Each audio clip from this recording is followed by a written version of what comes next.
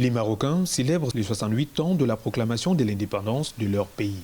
L'événement rappelle la fin du protectorat français sur le Maroc le 2 mars 1956 et le retour triomphal d'exil forcé de Feu Sa Majesté Mohamed V, l'un des leaders du mouvement national de la lutte pour l'autonomie et qui avait alors proclamé la liberté du peuple et de la nation maghrébienne.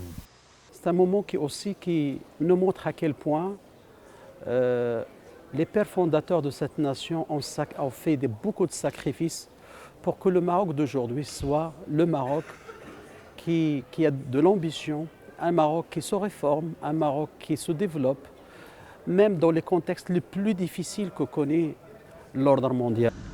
La célébration est surtout un moment de fierté pour les acquis de ce peuple qui sont le témoin de la capacité managériale dont il a su faire montre. En 68 années d'indépendance, le Maroc est passé d'un pays colonisé à une puissance émergente et résiliente, leader mondial dans plusieurs secteurs.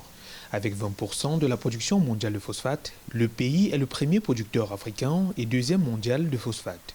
Grâce à une production énergétique suffisante à 100%, dont 52% de sources renouvelables, le pays s'inscrit comme avant-gardiste au regard des impératifs en matière de protection du climat. Le pays affiche globalement l'image d'un géant africain. Et de fait, aujourd'hui, il y a plusieurs chantiers qui ont été initiés par Sa Majesté le roi Mohamed VI.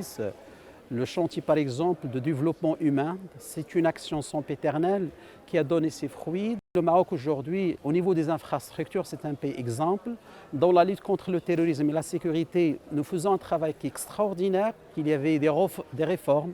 Je parle par exemple de la nouvelle constitution de 2011 qui a mis le Maroc dans une conception stratégique de développement économique et social, et aussi le rôle du Maroc dans le continent africain.